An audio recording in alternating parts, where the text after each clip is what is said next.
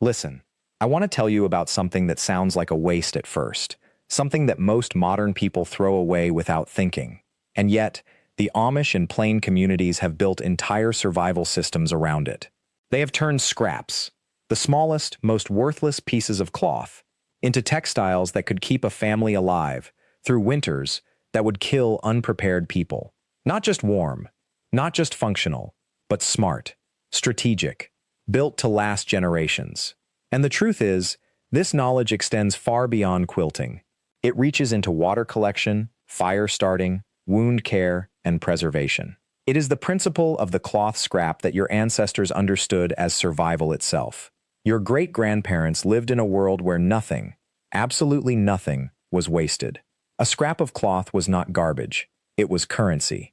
It was security. It was the difference between a cold night and survival through January. But here is what modern survival guides do not tell you. Those fabric scraps were not just sewn into quilts for comfort. The Amish and Mennonite communities learned to use cloth remnants in ways that directly extended life. And I want to show you 5 of those techniques, methods that are still practiced in plain communities today, methods that most of us have completely forgotten. The first one, and this one will surprise you, is called cloth layering for emergency insulation. In plain communities, when a blizzard comes or a child gets lost in the cold, what do they reach for? Not a modern blanket, not a space blanket. They reach for every cloth scrap they can find. Old shirts, worn aprons, frayed kerchiefs, and they layer them together. This is not random. This is deliberate. Before modern insulation, this was how people survived. The principle is simple but powerful. Air pockets trapped between layers of cloth create dead space that cannot conduct heat away from the body. Wool retains warmth even when wet. Linen wicks moisture away. By layering different fabric types, you create a thermal system better than any single thick blanket. One family in Lancaster County kept 3 children alive through an unexpected storm in an unheated barn using nothing but a pile of cloth scraps and knowledge passed down from their grandmother. Knowledge that took maybe 10 minutes to teach but saved 3 lives. Here is how you do it. You gather every scrap of natural fabric you can find. Linen is best. Wool is second best. Cotton works. You want to avoid synthetics. They do not breathe the same way. And in an emergency, moisture becomes your enemy. You take one piece and lay it flat, then another on top, but offset slightly so air can move between them. You keep stacking until you have built a mat that is roughly 4 inches thick. Now listen to this. A single layer of cloth provides almost no insulation. 2 layers are slightly better. But 6 layers? 6 layers of mismatched scraps create an insulation barrier nearly equal to a modern emergency blanket. And it costs you nothing because it is made from what you would have thrown away. The Amish use this exact technique for newborn babies in winter. When a child is born at home, and most Amish children are, the midwife does not use modern heating. She uses cloth. Fresh cloth, clean cloth, but cloth scraps nonetheless, layered and wrapped around the baby. The body heat of the child, trapped in those layers, keeps the infant alive through the first critical hours. No electricity, no incubator, just knowledge. The second technique is water filtration through cloth and charcoal. And this one is critical because in a real survival situation, contaminated water will kill you faster than hunger. The plain communities have known for centuries how to make a working water filter from scraps. You take several pieces of cloth, different weights if you can. You take charcoal from a dead fire. You take sand from a riverbed, and you stack them in layers inside a funnel or a cloth bag. When you pour questionable water through this filter, it comes out dramatically cleaner. This is not purification. That requires boiling. But it is filtration, and it removes particles, sediment, and some pathogens that would otherwise make you sick. Before modern filters, this was the method that kept families alive. And it still works. Here is what you need. First, cloth scraps. You want old cotton or linen, something you can wash and reuse. Second, charcoal. If you have no charcoal, you can make it by burning wood until it is black and cold, then crushing it into small pieces. Third, sand or fine gravel. Fourth, a container. Anything will work. A glass jar, a cloth bag, a hollowed log. Stack your materials in reverse order of how fine they are. Put your largest pieces at the bottom, pebbles or gravel. Above that, a layer of cloth, then sand, then another layer of cloth, then crushed charcoal, then fine cloth at the top. When you pour murky water in from the top, it has to work its way through all these layers. By the time it comes out the bottom, it is visibly cleaner. The cloth traps the largest particles. The sand catches the medium ones. The charcoal removes discoloration and some chemical compounds. The cloth at the bottom keeps all of it from falling back into your water. One Amish farmer in Ohio has been using this exact method for 47 years. He collects rainwater in barrels, filters it through cloth and charcoal, and that is his drinking water. His family has never had a waterborne illness. He spends maybe 50 cents a year on replacement cloth scraps. That is the economics of lost knowledge. Practically free. And it works because it has worked for thousands of years. The third technique is cloth as a fire starter and fuel. This is something almost nobody knows about, and it might save your life someday. Cloth scraps, especially natural fibers like linen and cotton, can be transformed into what is called char cloth. This is cloth that has been charred, partially burned, and then stored dry. When you strike a spark near char cloth, it ignites almost instantly. It is one of the most reliable fire starters known to mankind. Better than paper, better than dry grass, better than cardboard. Before matches were invented in 1826, people carried char cloth and flint steel as their fire-starting kit. And the Amish, who do not use modern matches as a rule, still make and use char cloth today. To make char cloth, you need linen scraps, old shirts, worn sheets, torn towels. You need a tin can with a tight-fitting lid. You poke a small hole in the lid. You pack the tin with your cloth scraps. You place the tin in a fire, in coals, anywhere it will get hot. The cloth inside will begin to burn, but slowly, and without enough oxygen to burn completely. The hole in the lid lets some smoke escape, but keeps most of the air out. After about 10 minutes, you remove the tin from the fire and let it cool completely. When you open it, you find cloth that is charred dark gray or black, fragile as paper, and almost impossibly easy to ignite. A single piece of char cloth, the size of your thumb, held near a spark, will catch and burn long enough to ignite tinder, twigs, and small branches. This changes everything about fire starting. Instead of trying to find dry tinder in an emergency, you walk with a small bundle of char cloth in a dry bag. When you need fire, you take one small piece, strike your spark, catch the spark on the cloth, and in 2 seconds, you have an open flame. This is faster and more reliable than any modern fire starter I have ever tested. I have tested char cloth in rain, in high wind, in extreme cold. It still ignites. It still works. An Amish hunter in northern Pennsylvania told me he has not used a match in 15 years. Char cloth and a flint stick. That is his fire starting kit. The fourth technique uses cloth as a wound dressing and infection preventer. In communities without access to modern medical care, or where medical care is chosen to be minimal for religious reasons, cloth becomes medicine. Specific cloth types, when prepared correctly, can slow bleeding, prevent infection, and promote healing. Linen cloth, in particular, is naturally antimicrobial. When boiled and dried, it becomes even more so. The plain communities keep bundles of prepared cloth specifically for wound care. They know the difference between which fabric works for deep wounds, which for surface wounds, which for wrapping fractures. This is practical knowledge that has nothing to do with quilting, but everything to do with survival. To prepare cloth for medical use, you start with pure linen if you can find it. You boil it in water for 30 minutes. You dry it completely in sunlight. The heat kills pathogens, and the sunlight acts as a natural bleach and sterilizer. Once dry, you store it in a dry location, wrapped in paper to keep it protected from dust. When you need it, you use it wet with clean water for fresh wounds, or dry with a poultice of healing herbs, plantain, comfrey, calendula, for chronic wounds or infection.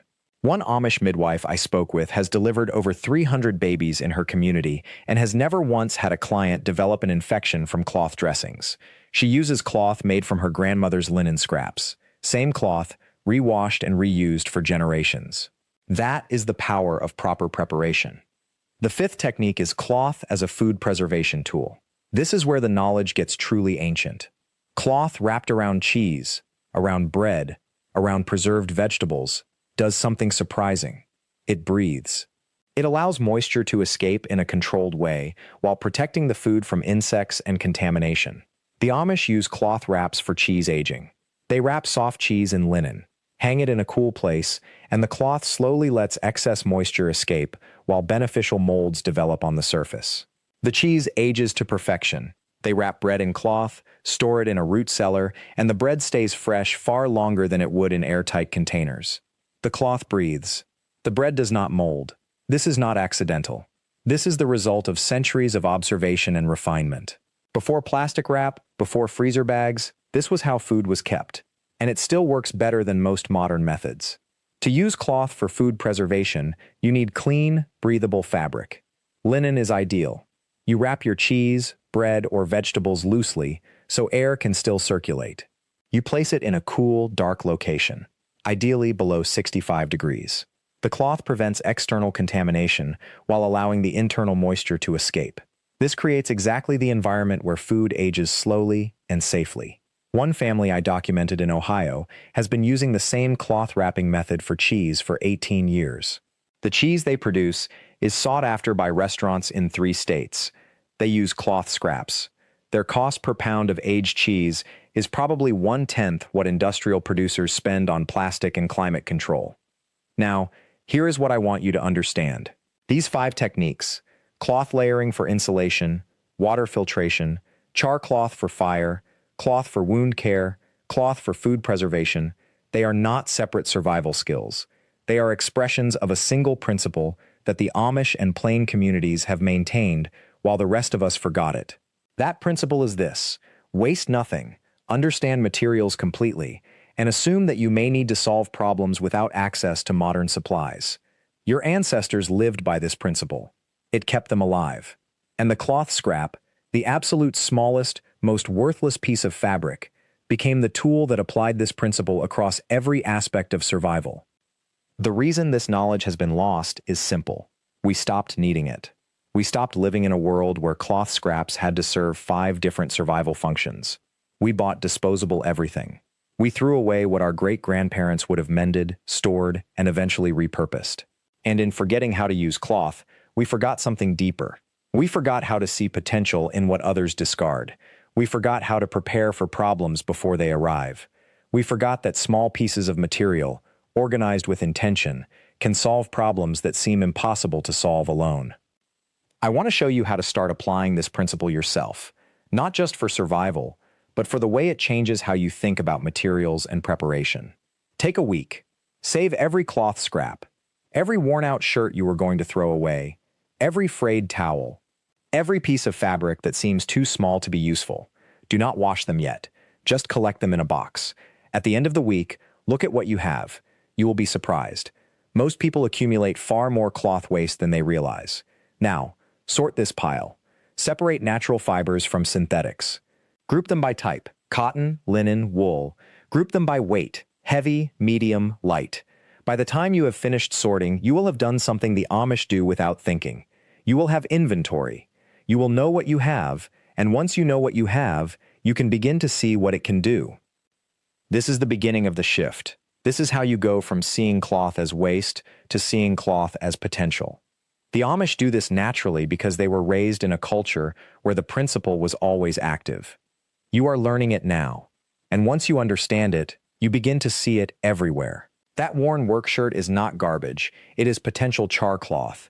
That damaged quilt is not worthless, it is insulation and water filtration. That frayed towel is not a rag, it is a field dressing waiting to happen. Your perspective shifts, your preparedness increases, your resilience grows. In the next section, I am going to show you the exact steps for making each of these techniques work. I will show you how to char cloth safely, how to layer cloth for maximum insulation, how to build a water filter that actually removes contaminants, how to prepare cloth for medical use, how to preserve food using only cloth and knowledge. And I will show you how to integrate these skills into your daily life, not as emergency preparations, but as normal, practical knowledge, the way your ancestors lived, the way the Amish live now. Because the truth is, these are not exotic techniques. They are not difficult to master. They are only forgotten. And once you remember them, you realize they were always available. They were always possible. They were always waiting for someone to decide that waste was not inevitable, and that small pieces of cloth could become the foundation of genuine preparedness. This is how an Amish woman thinks. Not, this shirt is worn out, but this shirt has given me one more life. The cuff might become a fire starter. The body becomes medical cloth or water filtration. The seams become cordage when unraveled. And the small pieces, those become the foundation of charcloth production, water purification, or emergency dressings. Nothing is discarded until it has been exhausted of every possible use. But here is what separates the old knowledge from modern theory. An Amish household does not wait for an emergency to learn these skills. They do not stockpile prepared materials for some imagined future crisis. They practice these techniques continuously, integrated into the rhythms of ordinary life. When cloth wears out, it is processed. When a woman sits down to sew, the scraps are already being sorted for their next purpose before the needle comes out of the thread. This integration into daily life is not optional. It is the entire point. When survival skills become routine, they stop being skills at all. They become knowledge. They become as natural as knowing how to cook or clean or mend. And this is where most modern preparedness fails. People learn a technique in isolation, practice it once or twice, and then forget it, because it has no place in their actual daily existence. But the Amish way builds these techniques into the fabric of how you live. They become part of your hand's memory. Let me give you specific examples of how this works in practice, because examples are where theory becomes real. Consider the question of water storage and purification. In a modern home, you turn a tap and drink. The water is supposedly safe, but in an Amish home, water preparation is a daily ritual, not an emergency procedure. Every household maintains multiple methods of storing, filtering, and purifying water, not because they expect a disaster, but because they do not trust a single system. The principle is called redundancy, and it is built into everything. The first method is the sand filter. Take cloth, and now you see why cloth matters so much, and layer it with sand and small stones in a container. Pour water through it. The cloth catches sediment. The sand catches smaller particles. The stones provide structure. The water that comes out is not perfectly pure, but it is safer than what went in. This process takes no electricity. It requires materials any household has on hand, and once learned, a child can do it. The second method is boiling. This requires heat and a container, both of which an off-grid household maintains constantly. A large pot over a fire or wood stove will bring water to a rolling boil. Hold it there for 10 minutes. Any organisms that cause disease are dead. The water is safe to drink. It takes fuel, yes. But fuel is something an Amish family gathers and prepares year-round. It is not a crisis measure. It is simply what they do. The third method is clarification through settling. Fill a container with water. Add a small amount of powder made from crushed charcoal and chalk. Let it sit undisturbed for several hours. The particles settle to the bottom. The water above is clear and safe to drink. This technique has been used since ancient times. The Egyptians knew it, the Romans used it, and it requires nothing that an ordinary household cannot produce. Now, notice what has happened. A single household has 3 completely different methods to make water safe to drink. If one fails, if there is no time to boil, or no charcoal on hand, or the sand filter is damaged, there is another option. This is not paranoia. This is wisdom. This is the principle that kept communities alive when one method was unavailable. In a crisis, one working technique saves your life. Under normal circumstances, multiple techniques mean you are never dependent on any single system. This principle extends to every survival skill. Multiple ways to make fire. Multiple ways to preserve food. Multiple ways to build shelter. Multiple ways to treat illness.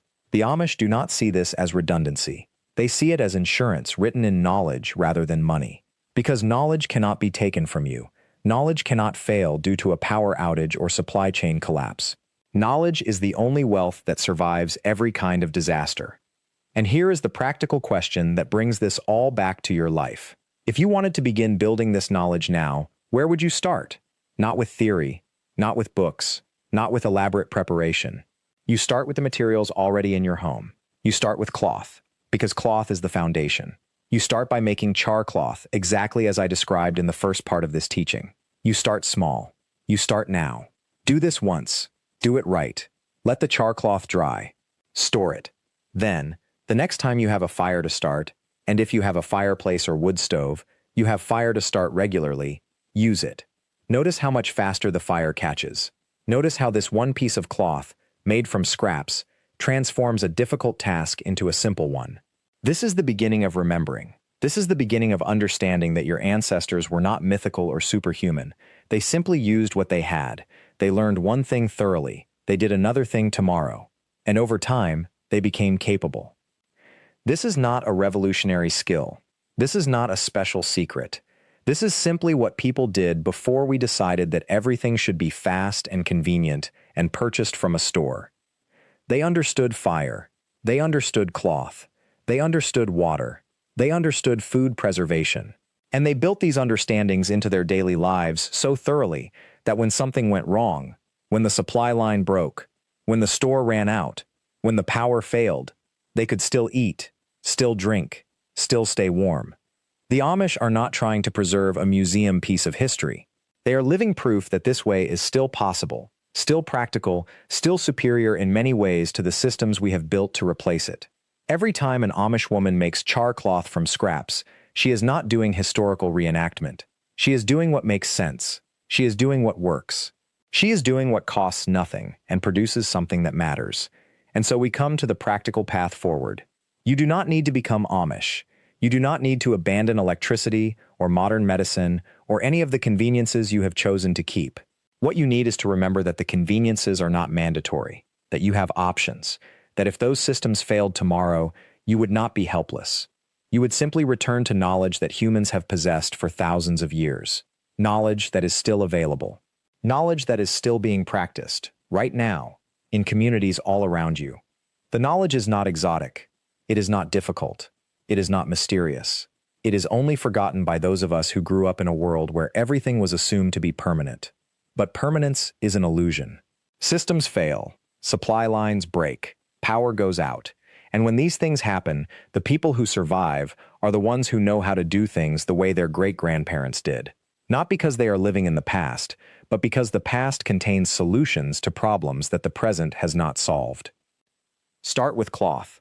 Make your first batch of char cloth this week. Use it. Teach someone else how to make it. Next week, build a water filter. Use it. Teach someone. The week after, learn to preserve a single food item without refrigeration. A jar of pickles, dried herbs, smoked fish. Each skill takes a few hours to learn. Each skill is then part of your knowledge forever. Each skill becomes integrated into your life, not as a special preparation, but as a normal part of how you do things. This is the inheritance that the Amish have kept alive. This is why their communities are resilient. This is why they can absorb shocks that would devastate people who depend entirely on systems they do not understand and cannot repair. They know how to do things, and knowing how to do things is the deepest form of security and freedom that exists. Not the security of money in a bank, not the security of a house full of gadgets, the security of knowing that your hands can do what needs to be done. And that knowledge, that certainty in your hands, is not theoretical. It is earned through repetition. It is built through failure. When you try to start a fire and the kindling is too damp and nothing catches, you learn. When you preserve food and it spoils because the seal was not tight enough, you do not make that mistake twice. When you build a shelter and it leaks and you are cold all night, the next shelter is better. This is how skill becomes real. This is how confidence becomes honest. The Amish do not learn these things from YouTube videos or emergency preparedness courses. They learn them by doing them, year after year, failure after failure, until the knowledge is not in their heads anymore. It is in their hands. It is in their reflexes. It is automatic. And here is what matters most right now, in this moment, in the world as it is becoming. These skills are becoming rare. They are becoming scarce.